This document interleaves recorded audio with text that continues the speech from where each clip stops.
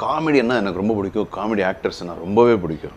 நீங்கள் சொன்னதா அவங்க கூட பிரச்சனையே என்னன்னா சிரிக்காமல் எப்படி இருக்கிறதுன்னு.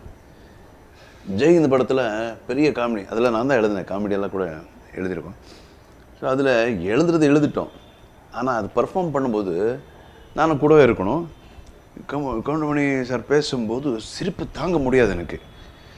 ஸோ நீங்கள் படம் பார்த்தீங்கன்னா இப்போ கூட எப்போது பார்த்தீங்கன்னா அப்சர்வ் பண்ணுங்கள், சில நேரத்தில் நான் வெளியே போயிடுவேன்.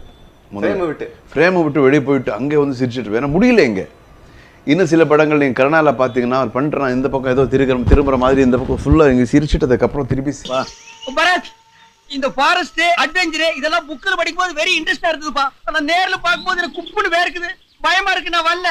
பயப்படாத, தைரியமா வா. எப்படி தைரியமா வர்றது? கூட வந்திருக்க டிக்கெட்டுகளை எல்லாம் பாரு, துக்கத்துக்கு வர மாதிரியே வர்றானுங்க. இப்போ இவங்களுக்கு என்ன ஆகி போச்சா? கோடிக்கணக்கான ரூபாய் குதிரை பந்தயத்தை விட்டு மாதிரியே மூஞ்சி வச்சுட்டு வரானுங்களே. ஜன்னலுக்கு வெளியே தட்டு சோத்துக்கு எட்டி எட்டி பார்த்துட்டு இருந்தானுங்க. இதுல இன்ட்ரெஸ்ட் இல்லையாங்க? ஏய், எல்லாம் ஜாலியா ஒரு பாட்டு பாடுங்கப்பா.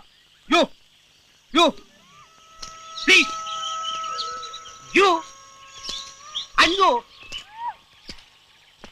யூ பாடுறதா இருந்தா நீயே பாடு. ஏன் நீ பாட மாட்டியா?